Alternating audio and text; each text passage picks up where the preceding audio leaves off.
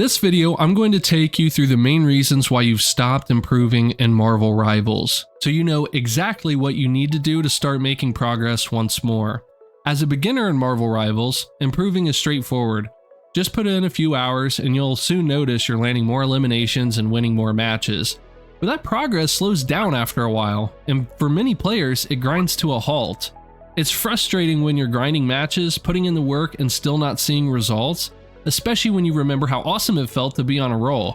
Trust me, I've been there, stuck in a loop of being a harmless distraction as Venom, losing more than I won as Winter Soldier, and not really offering any value to my team as Luna Snow outside of her ultimate. Fortunately, I broke through by tweaking my gameplay after pinpointing why I was stuck.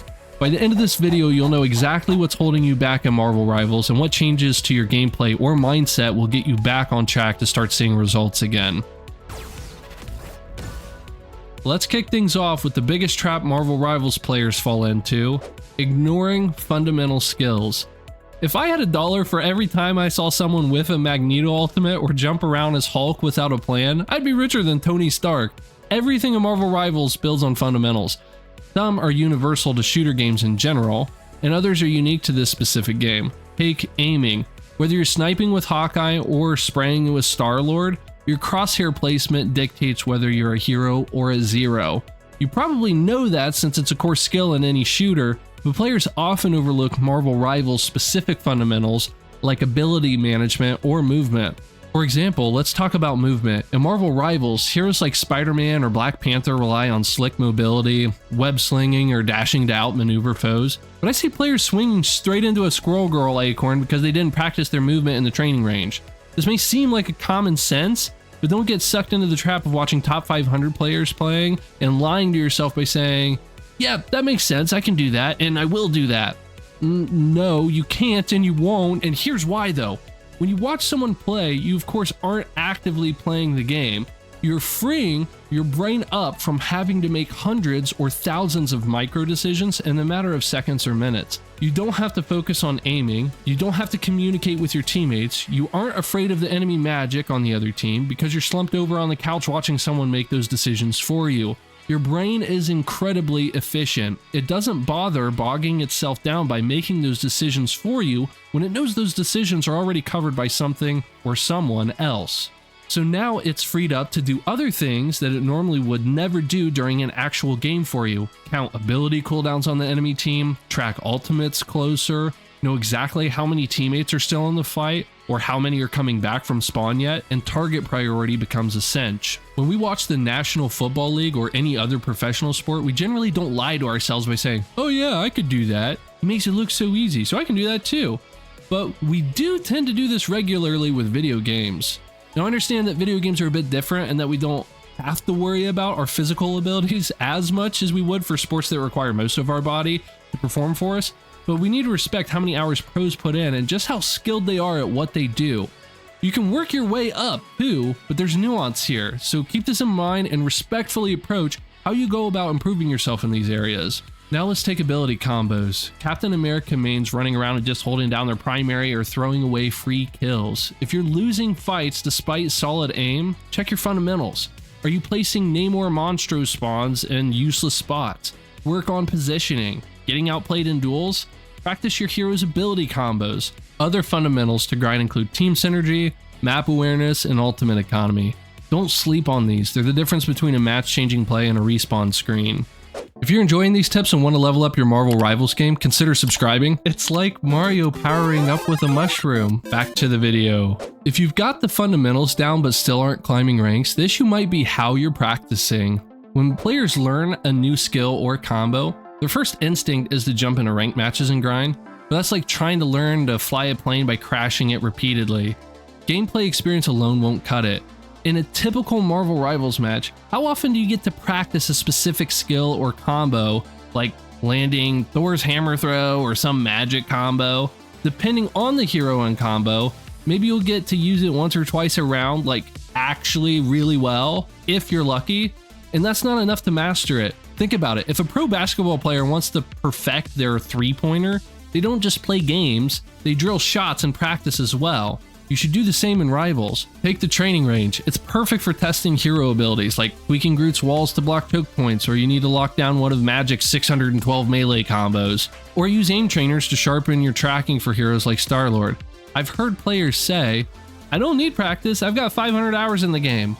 Yeah, and I've got 500 hours of eating pizza, but I'm not a chef. Pros with thousands of hours still grind aim drills and ability combos. They don't warm up in the training range for fun. Set up a routine, spend 15 minutes in the training range practicing Hulk's juggle combos or hitting shots with Squirrel Girl when you make yourself airborne. It's not glamorous, but it's how you go from Platinum to Grandmaster. Next up, a mistake I see way too often, trying to get better at everything at once. Players want to master Spider-Man's web swinging, Iron Man's light aim, and Doctor Strange's portal plays all in one weekend. I get it, you want to be well-rounded and the ultimate flex player, but there's no shortcut to getting good in Marvel Rivals. Focusing on too many skills and too many heroes at once is like trying to juggle and give someone a tattoo at the same time. First, why would you do that? And second, that's a recipe for disaster. Instead, pick one skill to grind. If you're dying because you're caught out of position as the Punisher, work on map awareness. If your Venom dives are getting you eliminated, practice movement in the training range. Watch top players who are playing your hero and see what they do in specific situations. Don't just watch them. Don't just keep a mental tab of what they are doing either. Keep an eye out for one thing they do consistently that you don't do consistently. Write it down. Place that paper over your keyboard so it's the last thing you see before you log off for the day and the first thing you read when you start your next gaming session. Not 5 skills, not 2, just 1. Spend at least a week hammering that skill before moving on. For example, I once spent nearly a week practicing engagement ability by knowing when to use my swing to engage on an enemy, not when to disengage by swinging out, but again, when to engage an enemy with a swing. By the end, I was consistently getting picks for my team. Once you've got a handle on the basics, you can cycle through a daily routine for multiple skills, but don't overload yourself early. Slow and steady wins the rank up race. Now let's talk about mindset. If you're treating Marvel Rivals like a casual brawl where you just spam Wolverine's claws and hope for the best, you're sabotaging yourself. A big skill that suffers here is game sense, that superhero instinct to predict enemy moves or know when to push or retreat. I get asked this all the time. Game sense comes from experience, but not the kind where you mindlessly charge in as Hulk. You need quality experience. Picture this, you're playing as Moon Knight, defending a point.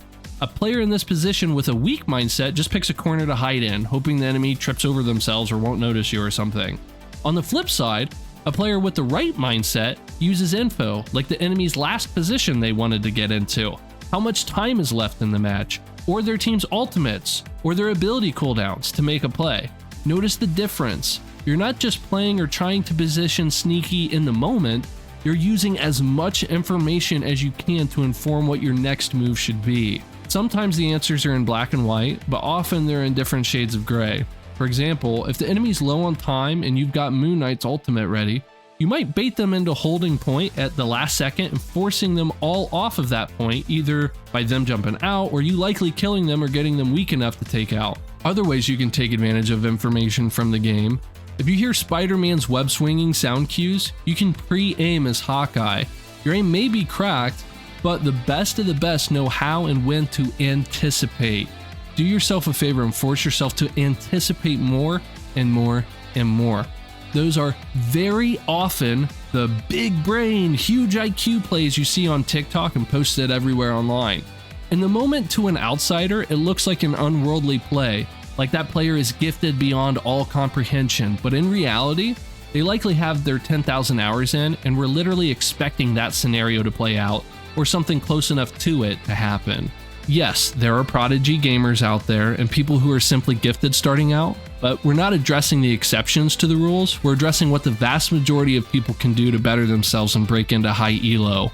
To build game sense, go into every match focused. Track enemy ultimates, note your team's positioning, and watch the timer. Treat every game like you're Nick Fury planning a counterattack, not Deadpool throwing chimichangas at random. Here's a big one, no accountability. You might think you're giving it your all in Marvel Rivals, but if you're not holding yourself responsible for your progress, you're just cosplaying as a superhero stuck in a sidekick's body. Improvement doesn't happen by accident. It's not like you'll wake up one day landing every Adam Warlock headshot or chaining Winter Soldier ultimates like you were born to do this. You've got to own it.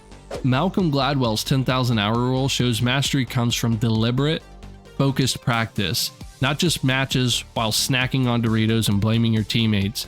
Notice the difference.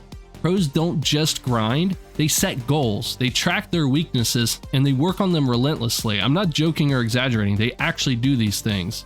And here's a real comment I got, and no one has permission to give this person a hard time. We're just using this as a learning moment for the class. I checked the mirror, still most damage, most of limbs, most final hits, SVP as a tank, with my Black Panther and Psylocke having less than 1 KD in the team in Diamond rank. Can I say that ego throwers in team are my weakest link? End quote. You may be surprised how often I get comments like this. To answer this for anyone who may be struggling, no, you can't blame your teammates. Why is that though?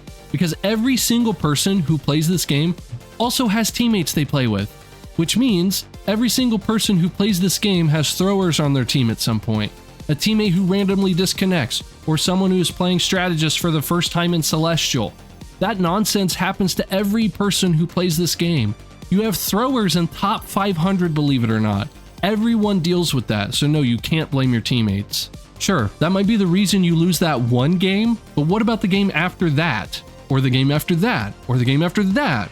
You may say, I had levers 3 games in a row. And again, I'll say to that, a lot of us have had that. I don't mean this in a mean or a harsh way at all, I promise. You are not special. NetEase is not giving only you bad games and matchups to contend with. Everyone has to deal with that. So when everyone must deal with that, it's only the people who choose to manage that and overcome it who rank up regardless. One more point on this and we'll move on. If you're in Diamond, let's say, why are you specifically in Diamond right now? Think critically about this. Why are you not in Silver? Silver players understand something about this game that hard-struck Bronze players do not. So you can say, on average, Silver players are a little better than Bronze players. So if you play the scenario out, do you think it's accurate to say, on average, that Diamond players are better than Silver players? Why are Diamond players stuck in Diamond and they're not in Celestial, or they're not in Platinum? You might say, dude, I could carry games in Silver because people still don't know how to play the game as well, but I can't carry as hard in Diamond, so I actually need teammates to make the odds even. I just need it to be even. And in that point right there is why you're in the rank that you're in. You need to be quite a bit better to carry games in Diamond than you do in Silver. What you did to get you to Silver won't necessarily work to get you to GM or eventually Eternity. You need to carry hard some games. If you can't do that, you won't climb. Yes, the ranked system isn't perfect, I hear you. I've watched the engagement optimized matchmaking videos, and I understand NetEase has a business to run in making us play longer by forcing certain matches that we otherwise might not have had. But I can assure you, most Eternity players are better than Diamond players on average. Moving on, here's what I did to level up areas that are in my control. I wrote down one thing to improve each week, like using Namor's monster spawns to control space, not just spamming them. I tracked my deaths to see why I kept dying as Venom. Spoiler, I was diving into 1v3s like I was invincible more than I thought I was. Every night I'd ask, what did I do better today? That's accountability. It's like being your own Nick Fury, debriefing after every mission. You can do this too. Pick one skill, say landing Black Panther's dash consistently, and commit to practicing it daily. Write it down, track your progress, and don't lie to yourself when you slack. The 10,000 hour rule isn't just for prodigies, it's for anyone willing to put in the work. You can be the best, an Eternity player, a top 500 player, if you stop making excuses and start owning your journey. Imagine looking back in a year, knowing you turned your Thor from a lightning liability to a match-winning god because you held yourself accountable. That's the path to greatness. Let me know in the comments if you want an entire podcast on how accountability radically transformed my life, not just in Marvel Rivals, but in everything, and how I'd approach the last decade if I could do it all over again. I'm serious, I'd love to dive deep into this with you guys if you want that.